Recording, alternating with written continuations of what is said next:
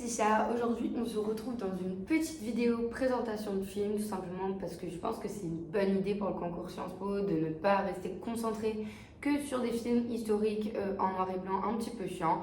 Aujourd'hui je vous présente Les Figures de l'ombre, donc un film qui a été diffusé en 2015 et qui a été réalisé par Theodore Melfi. Il s'est basé sur le livre de Margot Lee Shetterly, donc qui s'appelle Hidden Figures en anglais, donc Figures de l'ombre. On va étudier un jeu de mots après, je vous laisse le suspense. Excusez-moi, je suis malade, il pleut dehors. Bref, donc, qu'est-ce que c'est que l'histoire de ce film? Ce film, c'est l'histoire de 3 femmes afro-américaines dans les années 60 qui vont devenir ingénieures à la NASA. On a Mary Jackson, Dorothy Vaughan et Katherine Johnson. Et elles vont chacune être dans différents pôles de la NASA, mais elles sont amies. Et du coup, on va suivre cette histoire à 3 voix. Pourquoi j'ai choisi de vous présenter ce film? Tout simplement parce que ça retranscrit très bien la situation dans les années 60, donc dans l'Amérique ségrégationniste. Je vais vous faire un petit rappel historique après. Et donc, j'ai choisi de vous présenter 3 extraits de ce film.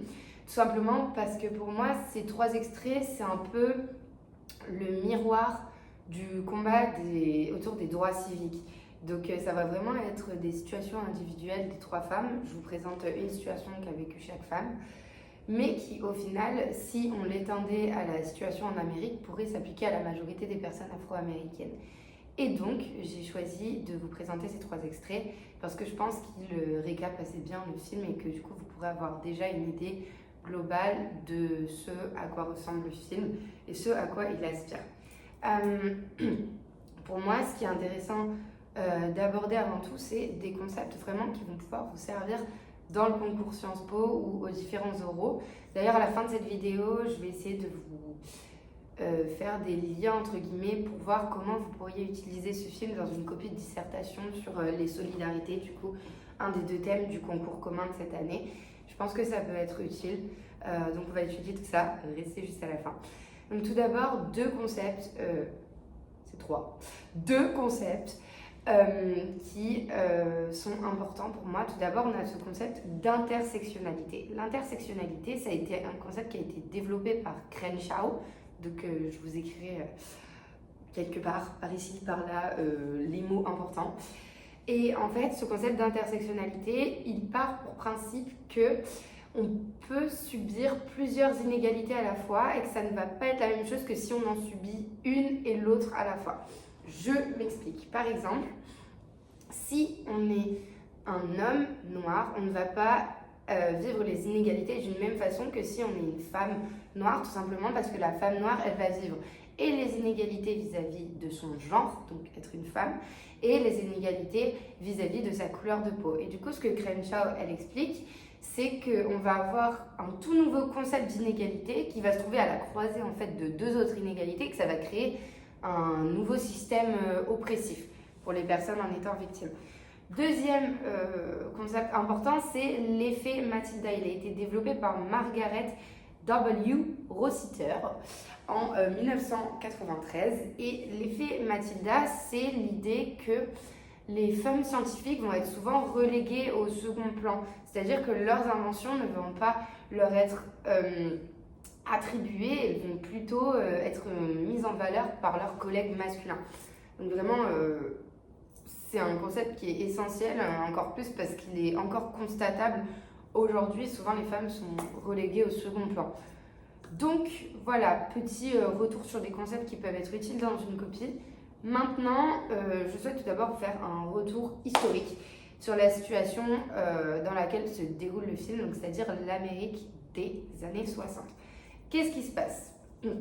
Alors, sachez que ce retour historique, vous pouvez l'utiliser aussi, pas que pour une copie Sciences Po, mais pour des copies d'HGSP ou d'histoire, puisque c'est le programme de terminale.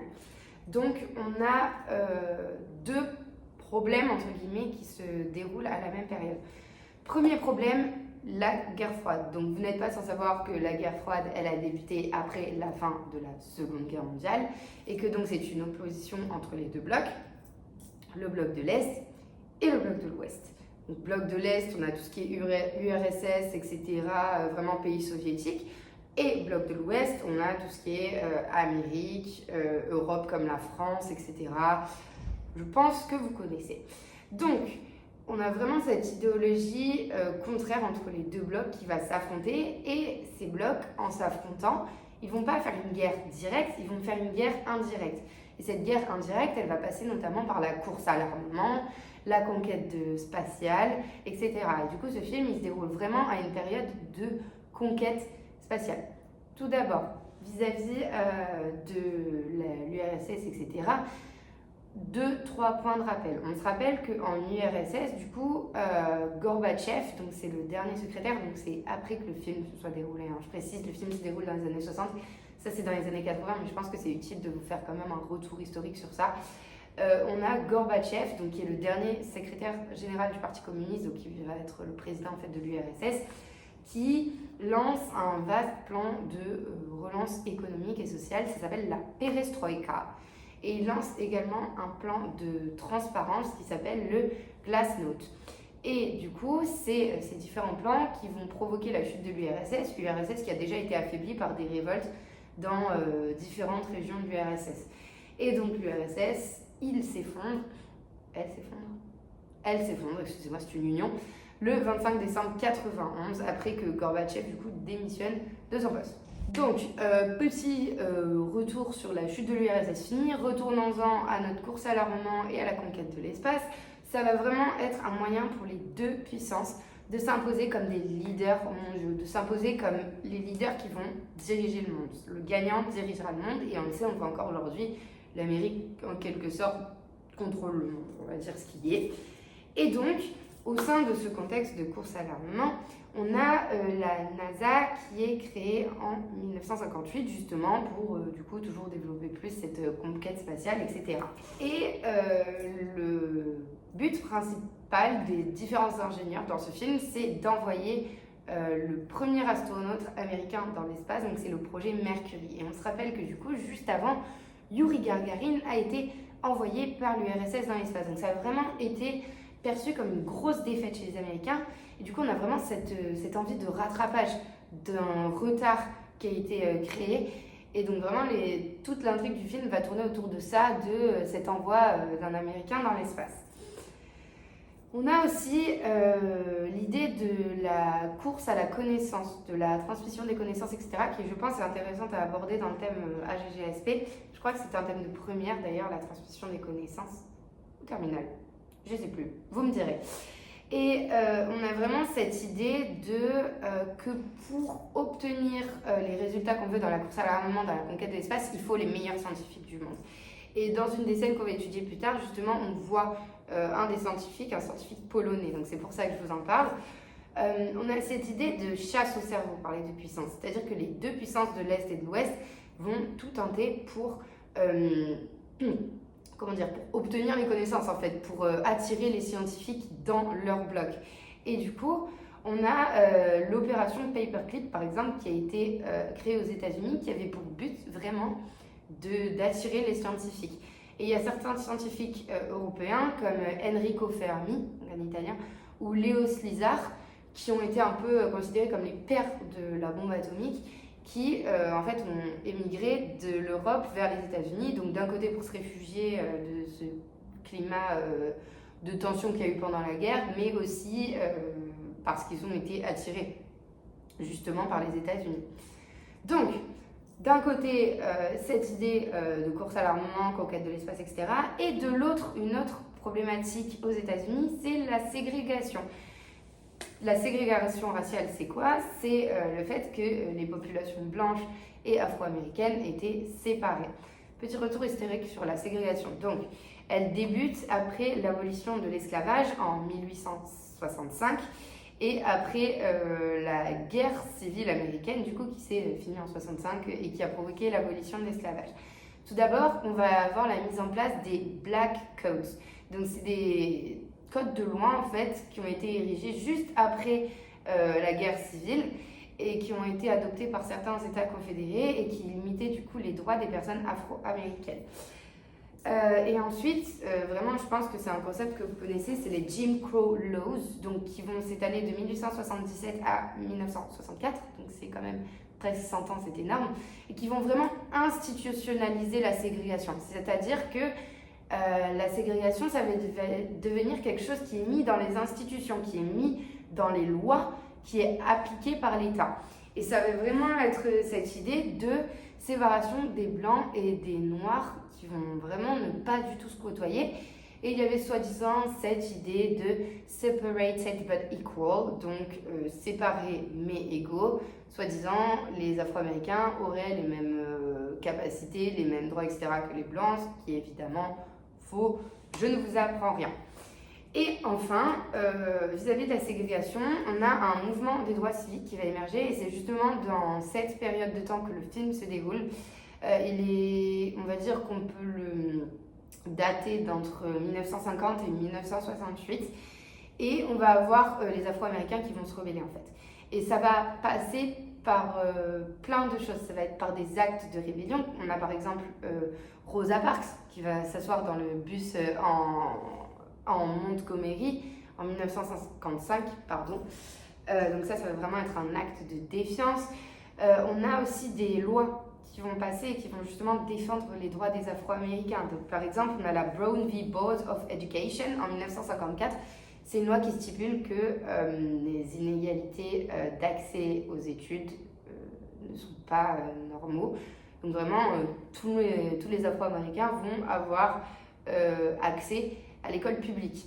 Et on a le Civil Rights Act en 1964 qui va vraiment mettre fin à la ségrégation. Donc la ségrégation s'arrête officiellement en 1964. Sur ce, j'ai fini ma petite contextualisation. J'espère que ça peut vous servir pour des copies de bac ou des copies de dissertation en cours. Je vais de suite passer à la présentation de mes 3 extraits. Donc ça va se passer de la façon suivante. Je vais d'abord vous faire une contextualisation de l'extrait, puis je vous mettrai des parties d'extrait vidéo et je couperai pendant l'extrait pour faire des analyses, que ce soit au niveau de la mise en place, la mise en scène, que ce soit pour donner un peu plus de contexte, etc. Donc voilà, on y va de suite. J'espère que ça va vous plaire et je vous retrouve après pour parler du concours commun. Voilà. Ok, on se retrouve dans une nouvelle salle car je me suis fait virer de l'ancienne car il y avait cours et qu'on ne squatte pas les salles. Du coup, on part sur notre première analyse, c'est la scène de « Tu penses comme un ingénieur », je l'ai appelé comme ça parce que j'avais pas le nom de la scène. Bref, on en est où dans le film là? C'est l'histoire de Marie du coup. Et Marie en fait, elle est surdouée en termes de mathématiques, etc. Et elle souhaiterait devenir ingénieure, mais elle ne peut pas car c'est une femme et qu'elle est afro-américaine. Et du coup, Marie, elle a quand même réussi à être affectée au pôle ingénieur de la NASA. Donc, elle assiste les ingénieurs dans leurs expériences, on peut dire ça comme ça. Et là, actuellement, les ingénieurs mènent des expériences pour essayer d'envoyer le vaisseau spatial et de voir s'il tiendrait dans l'espace. Sauf qu'il ne tient pas. Et du coup, Marie, elle va vraiment intervenir dans cette scène comme un peu la solution aux ingénieurs. Je vous laisse regarder le début.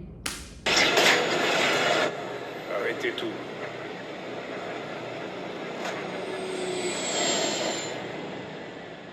Si nous altérons le revêtement, s'il n'est plus lisse mais crénelé, la capsule peut gagner un peu de stabilité. Mais c'est davantage de frottement lors de la rentrée. La majeure partie de l'usure du bouclier survient sur la face postérieure, près des rétrofusées. Conclusion? La section qui entoure les rétrofusées est une source de chaleur. Ça se cumule à la hausse thermique lors de la rentrée. Les attaches sont affaiblies. Il faudrait envisager d'autres fixations que les boulons. Oui. Oui. Ok, donc après cette première petite partie, quelques mots à vous dire. Premièrement, le fait que, donc vous voyez bien que les ingénieurs mènent des expériences qui ne sont pas fructueuses. Et Marie, elle arrive vraiment comme la solution au problème. C'est là qu'on voit que c'est une héroïne, c'est qu'elle arrive comme la solution et qu'elle a beaucoup de connaissances à apporter sur le sujet. Et ce qui est intéressant à remarquer, c'est cet aspect assez expressif et émotif des hommes ingénieur, notamment lorsque les débris de vaisseaux partent dans tous les sens. Tandis que Marie, elle est beaucoup plus stable et on voit beaucoup moins ses émotions sur son visage. Donc ça, c'est intéressant à analyser. Ça rend, comment dire, un peu inversion des rôles, dans le sens où souvent les femmes, elles sont perçues dans les films comme des femmes très émotives, qui pleurent tout le temps, qui crient et tout. Et là, c'est clairement l'inverse, mais c'est intéressant de voir cette stabilité de l'héroïne. Deuxième extrait.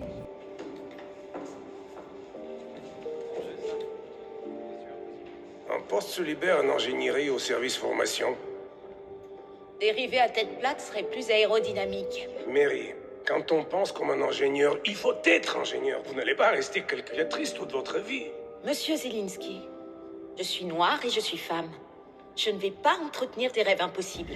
Donc, après cette deuxième partie de l'extrait, ce qui est intéressant de montrer, c'est qu'on voit bien que le métier de calculatrice, donc qui est vraiment un métier de calculatrice humaine, en fait, c'est les femmes qui font les calculs tout simplement parce que les calculatrices n'existaient pas, ou en tout cas c'était des grosses choses et qu'il y avait quand même besoin d'intervention humaine.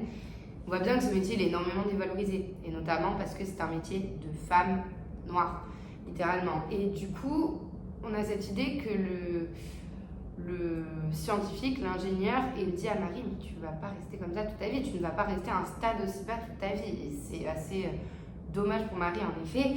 Mais le problème, c'est qu'il ne voit pas les difficultés, il ne voit pas les barrières auxquelles Marie fait face, tout simplement parce qu'elle n'est pas concernée par ces barrières-là, d'être une femme et d'être afro-américaine à la NASA. Donc du coup, vraiment, quand il lui dit tu ne vas pas rester calculatrice toute ta vie, c'est mais tu vas pas faire ça, enfin monte, t'es capable. Mais oui, mais non, en fait. Simplement parce que je suis une femme et je suis noire. Donc là, on revient toujours sur ce concept d'intersectionnalité de Crenshaw, l'idée que les femmes noires sont encore plus défavorisées que des femmes blanches ou bien des hommes noirs. On en revient toujours à la même idée. Troisième extrait.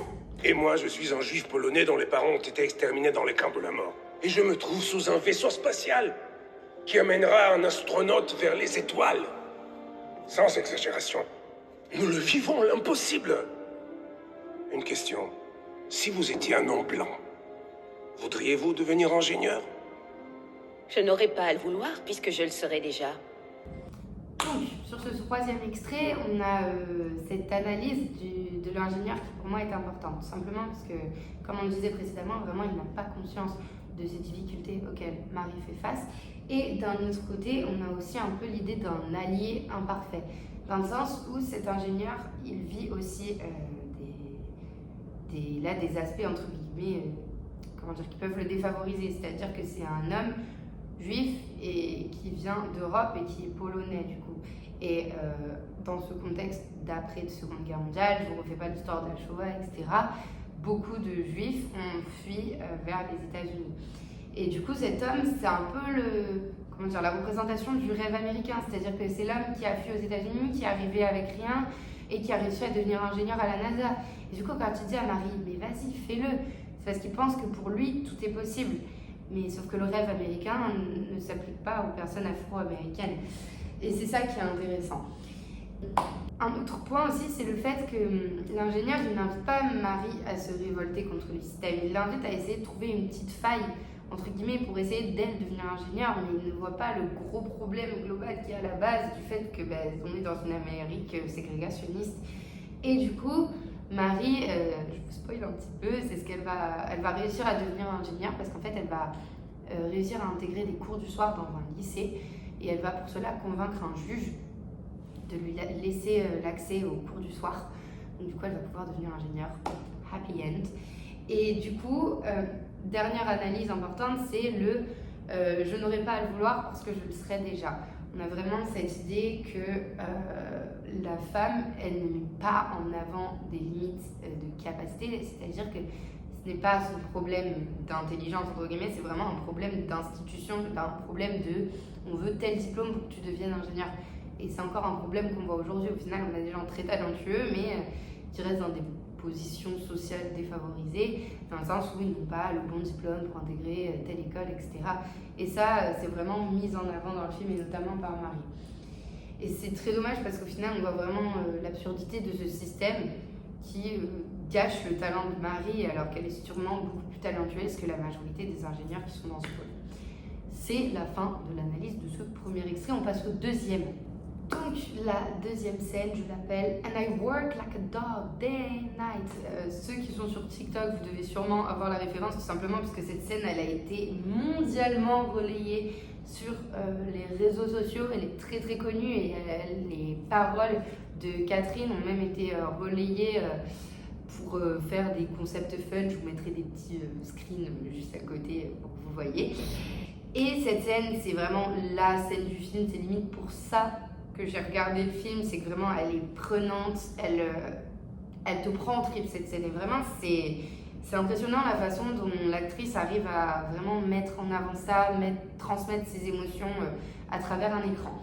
Du coup, petit checkpoint d'où on en est dans le film. On a Catherine qui a été affectée au bureau central de la NASA, c'est le Space Task Group. Et en gros, ce bureau, il est chargé de calculer la trajectoire du vaisseau pour bien comprendre où est-ce que le vaisseau va décoller, où est-ce qu'il va atterrir, etc. Et cette affectation, elle a eu car elle est du coup calculatrice dans ce bureau, elle vérifie tous les calculs. Et ça a été un choc pour ses collègues masculins, tout simplement parce que c'est la première femme qui est entre guillemets à leur niveau. Parce que l'autre seule femme du bureau, c'est une femme blanche qui est secrétaire. Bref, je m'étouffe, attendez. On a cette Catherine qui travaille dans le bureau et le problème qu'il y a, c'est qu'il n'y a pas de toilette pour les femmes de couleur dans cette partie de la NASA. Et du coup, Catherine, à chaque fois qu'elle a envie d'aller aux toilettes, elle doit marcher 800 mètres aller et 800 mètres retour pour y aller. Et ça lui prend beaucoup de temps. Et là, on se trouve vraiment à un moment où son chef la cherche et il ne comprend pas où elle est. Et du coup, il dit, mais qu'est-ce que tu fais? Pourquoi t'es là? Pourquoi t'es en retard? Et elle lui dit, parce qu'il n'y a pas de toilette. Mais bref, je vous laisse découvrir tout ça et je vous montre le premier extrait de cette scène. Où étiez-vous passé? Vous n'êtes jamais là quand j'ai besoin de vous. Je n'ai quand même pas la verlue. Alors dites-moi où vous passez vos journées. J'étais aux toilettes, monsieur. Aux toilettes. Aux toilettes, rien que ça. 40 minutes par jour? Et vous y faites quoi? On est à H-0, j'ai beaucoup misé sur vous. Il n'y a pas de toilette pour moi ici. Donc, au début de cette scène, on a vraiment Catherine qui court sous la pluie, etc. Elle arrive totalement en lambeaux dans le bureau, trempée, les cheveux dans un état pas possible, le maquillage qui coule. Et du coup, cette course, est-ce qu'on pourrait pas un peu y voir la métaphore des personnes afro-américaines qui courent derrière les droits, des femmes qui courent derrière l'égalité homme-femme? Que sais-je? On peut y voir une interprétation. Dans tous les cas, ce qu'on voit bien, c'est que quand elle entre dans la salle, elle est en position d'infériorité. C'est-à-dire que son chef, il est à l'étage, il est au-dessus d'elle, il la regarde d'en bas, il la regarde du haut vers le bas. Elle est trempée, elle est mal habillée, du coup, parce que ses affaires sont trempées, etc. Elle est vraiment dans une position d'infériorité. Et le fait déjà qu'il n'y ait pas de toilette, c'est vraiment cette idée que l'arrivée de Catherine, elle était totalement inattendue. On s'est dit, pourquoi construire des toilettes pour des gens de couleur dans un endroit où il n'y aura pas de gens de couleur? Et ça, c'est très intéressant à remarquer. Et le fait que son chef, donc Al Harrison, lui confie énormément de responsabilités, on le voit notamment lorsqu'il dit j'ai beaucoup misé sur vous. Le fait qu'il lui confie des responsabilités, ça montre que c'est un homme progressiste. Et c'est étonnant car c'est un homme blanc du coup qui est privilégié, mais il est vraiment progressiste et il confie justement des responsabilités à une personne afro-américaine qui en plus est une femme. Et justement, ça a été très étonnant pour les collègues de Catherine. Et il y a une autre scène où on voit justement que Catherine débarque dans le bureau et son homologue féminine se retourne et la regarde avec des gros yeux. Donc voilà, je vous mets la suite de l'extrait juste là. Comment ça, il n'y a pas de toilette pour vous ici? Il n'y a pas de toilette pour moi ici. Pour les gens de couleur, dans ce bâtiment, il n'y a pas de toilette. Et il n'y en a pas dans les autres, sauf au groupe Ouest, à 800 mètres d'ici. Vous le saviez? Je suis obligée de courir jusqu'à Tombouctou pour me soulager. Quant au vélo NASA, je n'y ai pas accès. Imaginez cela, monsieur Harrison. Moi, dans mon uniforme, avec ma jupe sous le genou, mes talons, L'exception, c'est les perles. Moi, je n'en ai pas des perles. Les gens de couleur ici n'ont pas un salaire suffisant pour s'offrir des perles. Et je travaille, nuit et jour, comme un chien, en survivant grâce à une cafetière qu'aucun de vous n'ose toucher.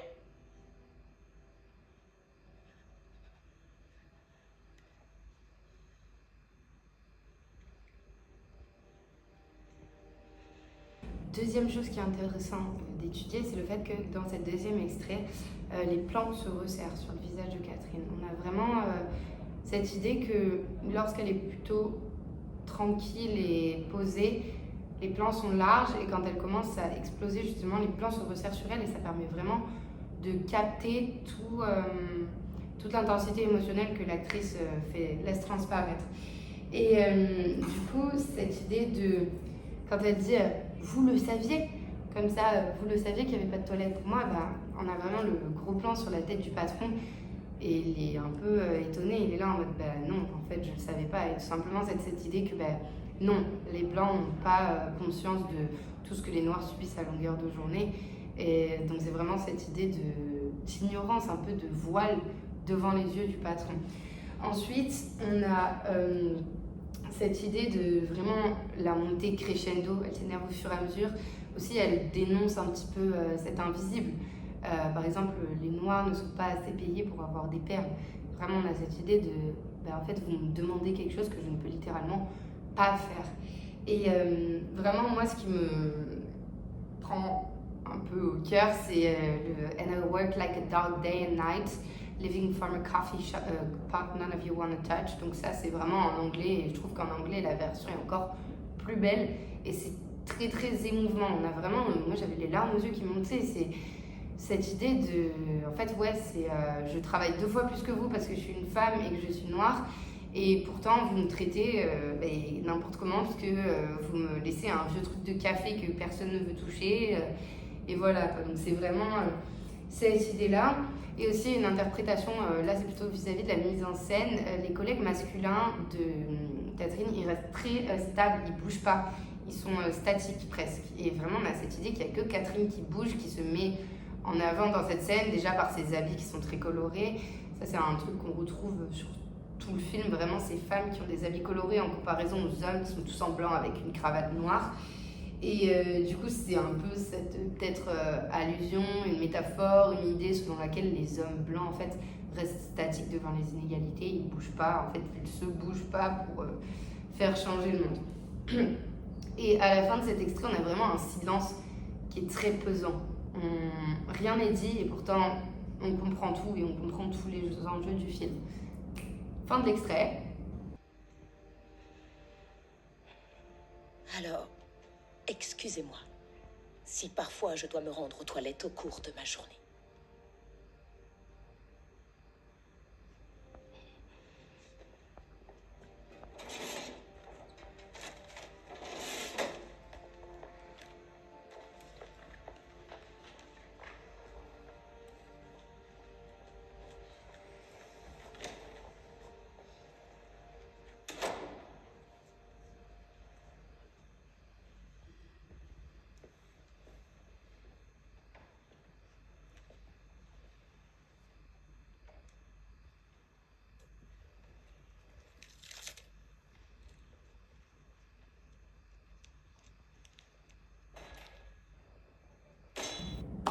Donc, c'est vraiment ce silence qui va provoquer la redescente en émotion, la redescente en son aussi. On en a presque plein les oreilles.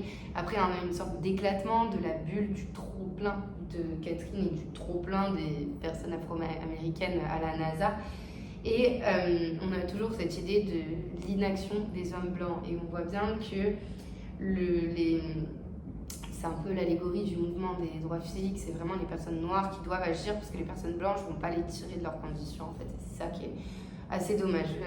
Une image importante, c'est l'idée du chef de Catherine qui vraiment arrache l'étiquette du truc de café. Donc on suppose que sur l'étiquette, quelque chose doit être écrit comme par exemple coffee pot pour les personnes noires, etc. Et dans la scène suivante, je voulais pas faire un extrait trop long, mais on a vraiment ce chef qui détruit en fait le panneau sur les toilettes où c'est écrit toilettes pour les personnes de couleur. Et du coup, vraiment, il détruit le panneau et il dit bon, c'est bon, maintenant il n'y a plus de toilettes pour les gens de couleur, il y a juste des toilettes, point barre. Et vraiment, on a cette idée de l'homme qui est un allié au final dans la lutte. Et d'ailleurs, quand j'ai discuté avec des amis à propos de ce film, elles m'ont dit oui, on a un peu cette idée de l'homme blanc qui sauve les personnes racisées noires, etc. Et moi, je suis pas forcément d'accord avec ça, dans le sens où, pour moi, c'est mon avis, dans un mouvement, les opprimés ne peuvent pas accéder à leurs droits qui leur sont dus s'ils n'ont pas le soutien des oppresseurs. C'est-à-dire que c'est mon prof d'histoire qui m'avait dit ça par rapport au mouvement des suffragettes en fait. Il disait, oui, dans le mouvement des suffragettes, bien sûr, les femmes ont fait la majorité du travail, on ne peut pas dire le contraire, mais il a quand même fallu des alliés hommes, tout simplement parce que les hommes ont les clés, justement, les clés institutionnelles, ils peuvent faire les lois, etc., pour favoriser les femmes. Et pour moi, dans ce mouvement des droits civiques, c'est pareil. Il y a par exemple plusieurs exemples que j'aimerais vous citer de personnes blanches qui ont pu aider les personnes noires à justement s'émanciper. On a notamment Andrew Goldman et Michael Swerner. Eux, c'est deux jeunes blancs qui étaient présents lors des manifestations, donc c'est le Freedom Summer au Mississippi, dans le Mississippi, pardon. Et ils ont été, si je ne me trompe pas, oui, ils ont été tués par des suprémacistes blancs. On a aussi Viola Liuzzo, pareil, qui a été tuée par des suprémacistes blancs alors qu'elle militait pour les droits civiques. Et enfin, John Lewis et d'autres alliés qui, en fait, pendant les marches de Selma, donc ce sont des marches pour les droits des Afro-Américains, ont vraiment marché avec les Afro-Américains. Donc, ça a été cette idée de soutien. Voilà, fin du deuxième extrait. Je vous présente le troisième. Ok, donc cette troisième scène, j'ai choisi de l'intituler la réaffectation des filles. Tout simplement parce que dans cette scène, on a Dorothy Vaughan, donc la plus âgée des trois amies dans le film, qui est en quelque sorte la chef du bureau des calculatrices. Sauf que elle a demandé une augmentation et qu'en fait on ne lui a pas donné, mais qu'elle réalise tout le boulot comme une chef. Et du coup, vraiment, première injustice, déjà, on ne l'augmente pas parce que c'est une femme et qu'elle est afro-américaine. Bref.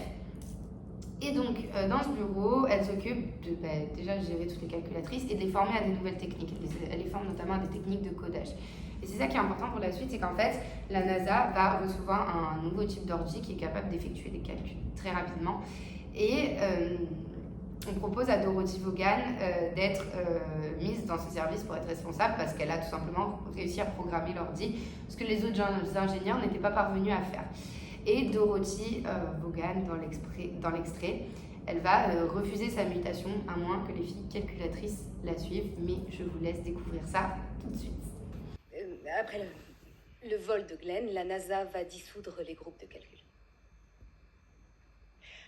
Je n'accepte pas ma réaffectation, sauf si je peux emmener les filles avec moi. Je vous demande pardon. Pour programmer un animal pareil, il faut de la main-d'œuvre. Je n'y arriverai pas seule. Mes filles sont prêtes. Elles ont la compétence. Mesdames, nous sommes réaffectés. Laissez vos machines, vous n'en aurez plus besoin. Donc, dans ce premier extrait de l'extrait, vraiment ce que je voulais mettre en avant, c'est le rôle de Dorothy Vaughan comme une leaduse et non seulement comme une chef, et cette idée de pacifisme en fait, qu'elle n'utilise pas la violence pour obtenir ce qu'elle veut. Donc tout d'abord, ce qui est important de montrer, c'est qu'elle refuse cette idée d'individualisme qui est souvent promue, c'est l'idée du séparer pour mieux régner. On sépare la chef de ses autres collaboratrices, on va dire, pour en fait mieux les dissocier, et Dorothy justement, elle refuse ça. C'est vraiment une idée d'acte de solidarité envers les autres calculatrices qui du coup resteraient dans leurs conditions déplorables pour que Dorothy monte. Et cette idée aussi de reconnaître leurs qualités. Elle dit à Viviane, non, mes filles elles ont toutes les capacités pour être programmatrices, employez-les également. Marjorie vient de débarquer. Coucou Marjorie, tu veux faire coucou à la caméra? Non. Marjorie veut pas faire coucou, Marjorie est juste là. Bref, du coup on continue. Vis-à-vis de ces négociations sans violence, on a vraiment l'idée qu'on sent la tension entre les deux femmes. Il y a des silences, c'est pesant. Et c'est vraiment l'idée que la femme noire, entre guillemets, met la pression, on va dire, à la femme blanche. En fait, elle lui pose un ultimatum. Et ce qui est en réalité plutôt le contraire dans la société de l'époque, donc c'est intéressant à analyser. Et vraiment, on a cette idée que Dorothy, elle n'utilise pas la violence pour obtenir ce qu'elle veut, mais qu'elle l'obtient quand même. Et c'est un peu cette même idée qu'il y a dans le mouvement des droits civiques, c'est qu'on a des ailes quand même plus violentes et des ailes au contraire qui vont essayer de collaborer avec les personnes blanches et vraiment d'agir ensemble. Et cette représentation de l'aile violente, c'est notamment le mari de Marie, justement, dans une autre scène qui dit non, moi je veux pas travailler avec des blancs, etc. Donc c'est intéressant à étudier. Et justement, ça pose la question de à quel point doit-on utiliser la violence dans des mouvements de libération. Par exemple, dans La Terreur féministe, c'est un livre Irénée. Je l'ai lu, il est très très intéressant et c'est en fait un livre où elle fait carrément l'apologie de la violence. En fait, elle explique pourquoi les femmes, dans certains cas, ont été légitimes à se défendre par la violence face à des hommes, par exemple, qui les ont violées, etc. Et c'est très intéressant à lire, je vous le conseille. Et je voulais également faire un lien avec un concept de Sciences Po, c'est le répertoire d'action collective de Tilly. Tout simplement, c'est l'idée que dans chaque mouvement, on va avoir les populations qui vont utiliser certaines façons de se révolter, certaines façons d'agir. Et donc, on a vraiment ce répertoire d'action qui peut être pacifique ou au contraire violent. Et donc, dans ce film, il est pacifique. Et dans un autre film également qui s'appelle The Butler, donc c'est le majordome, littéralement. Je pense que vous l'avez déjà étudié en cours d'anglais, il est assez connu. On a cette idée de personnes afro-américaines qui, justement, sont victimisées littéralement par des personnes blanches dans un café, mais qui ne bougent pas, en fait, qui sont pacifiques. Ça, c'est intéressant à étudier. Je vous mets un extrait juste là. Does it say coons here? Huh? What are you doing here? Does it say coons? No, this is white. Here. Oh. What are you reading? I didn't know niggers could read. What are you, stupid? You're a nigger lover? Get me! Look at me! Disrespect your mother's law. Huh? Donc, deuxième partie de cette petite analyse d'extrait. Ce qui est intéressant à remarquer, c'est que vraiment quand les femmes marchent tout ensemble, on a vraiment cette idée de une personne qui marche, puis deux personnes qui la rejoignent, puis tout un mouvement. Et c'est un peu au final l'allégorie des mouvements de révolte, etc. C'est vraiment peut-être un leader qui donne le pas, puis qui est rejoint par tous les autres. Ça, c'est intéressant. Et on a ce couloir qui pour moi est un peu le symbole de l'oppression. C'est-à-dire que vraiment, ce couloir, on s'y sent serré. Et au début, les femmes, on les voit vraiment à la fin du couloir, donc elles sont toutes petites, et puis au fur et à mesure, elles grossissent. Et du coup, c'est intéressant à voir si elles prennent l'espace dans la NASA, elles prennent l'espace dans le monde, elles s'assoient. Et ça, c'est intéressant. Aussi intéressant à étudier, c'est toujours ce style vestimentaire. Donc on a vraiment des femmes qui sont en talons. C'est pas confortable les talons, on se sait. On a ces habits très colorés, c'est très beau, ça déteint, comme je vous le disais avant, ça déteint par rapport aux hommes qui sont tous habillés en chemise, cravate. Et enfin, ce qui est intéressant à voir, c'est les cheveux. Parce que ces femmes, du coup, elles ont des cheveux afro. Et je trouve ça intéressant parce qu'on voit qu'il y en a certaines qui vraiment se font le brushing, qui du coup se plient un peu au code des blancs, entre guillemets. Tandis qu'il y en a d'autres qui vraiment acceptent leurs cheveux comme ils sont. Et je trouve ça intéressant à regarder parce que je pense que ça a été calculé par la personne qui s'occupait de tout ce qui était costume, mise en scène, etc. Donc c'est intéressant à remarquer. Et très intéressant aussi, c'est le fait qu'elles font le trajet inverse du trajet que Catherine faisait chaque jour quand elle allait aux toilettes. Et c'est intéressant, c'est vraiment la même façon de prendre des plans. On voit le panneau des toilettes, on voit le passage d'un bloc à un autre. Donc vraiment, c'est intéressant et ça a été fait exprès. Et enfin, à la fin de cette scène, on a vraiment le « Bienvenue mesdames » venant d'un homme du coup du service informatique. Et contrairement à Catherine qui a choqué quand elle est arrivée dans le bureau de calcul de la trajectoire, là on a vraiment Dorothy et ses filles qui du coup ne choquent pas, qui sont attendues en fait comme étant un peu la solution au final, puisqu'on sait qu'elles vont programmer l'ordi et elles vont réussir à le faire en fait. Du coup, voilà, c'était la troisième analyse du petit extrait. Je passe à l'analyse de l'utilisation de ce film dans le concours Sciences Po. Donc, ce film, déjà, bon, je vous l'ai dit plus tôt, vous pouvez l'utiliser évidemment pour votre programme de terminale, ou bien illustrer le propos, ou bien même faire une ouverture. Par exemple, si vous travaillez la guerre froide, vous pouvez très bien faire une ouverture de dissertation sur, oui, on étudie la guerre froide, mais au final, au mouvement ségrégationniste, etc. Ça peut être intéressant à étudier. Ensuite, il faut aussi l'utiliser ce film dans le thème Histoire et mémoire d'HGSP, c'est-à-dire qu'on a vraiment cette idée de mettre en avant la mémoire de ceux qui sont oubliés par l'histoire, de ces femmes afro-américaines qui ont été carrément reléguées au second plan. Et enfin, on a évidemment l'illustration de la guerre froide avec la conquête de l'espace, la course à l'armement, etc. Ensuite, vis-à-vis du concours Sciences Po, vous pouvez relier ce thème à un thème sur les solidarités, tout simplement parce que, solidarité, excusez-moi, pas les, tout simplement parce que dans ce film, on voit énormément de types de solidarité. Déjà, on a la solidarité entre femmes, la sororité, notamment quand les amis de Catherine l'incitent à aller parler à un homme qui l'intéresse, etc. C'est vraiment cette solidarité, cette sororité. On a aussi une solidarité professionnelle, donc on a le chef de Catherine qui l'aide à intégrer un milieu qu'elle n'aurait pas intégré sinon, dans les calculatrices, qui abat le panneau des toilettes, etc. Solidarité professionnelle, solidarité raciale aussi, donc entre les femmes de couleur qui se soutiennent dans les calculatrices, Dorothy qui soutient ses calculatrices, solidarité raciale, et une solidarité aussi intergénérationnelle, c'est-à-dire que les filles, elles n'ont pas le même âge. On a Marie qui est la plus jeune, Catherine qui a peut-être 40 ans, et Dorothy qui est plus âgée. Et donc du coup, on a vraiment cette idée que pourtant, même si elles n'auraient pas forcément été amenées à se côtoyer, elles se côtoient parce qu'elles subissent les mêmes problématiques, parce qu'elles travaillent ensemble, parce que ce sont des femmes, parce qu'elles sont afro-américaines et qu'elles ont lié ensemble. C'est intéressant. Et enfin, on a cette idée que la solidarité, elle doit être systémique, c'est-à-dire que tout le monde doit aider les personnes afro-américaines à se révolter. Et vraiment, il faut mobiliser plusieurs échelles, c'est-à-dire qu'il faut mobiliser, donc faire des petites actions à une petite échelle, donc ces petits groupes, par exemple Dorothy qui refuse sa mutation à moins d'emmener les filles, mais aussi des actions de plus grande ampleur. Et on le voit notamment lorsque Marie, elle s'adresse à un juge pour avoir les cours du soir, et ben là c'est vraiment plus un niveau institutionnel et plus un niveau de l'État fédéré.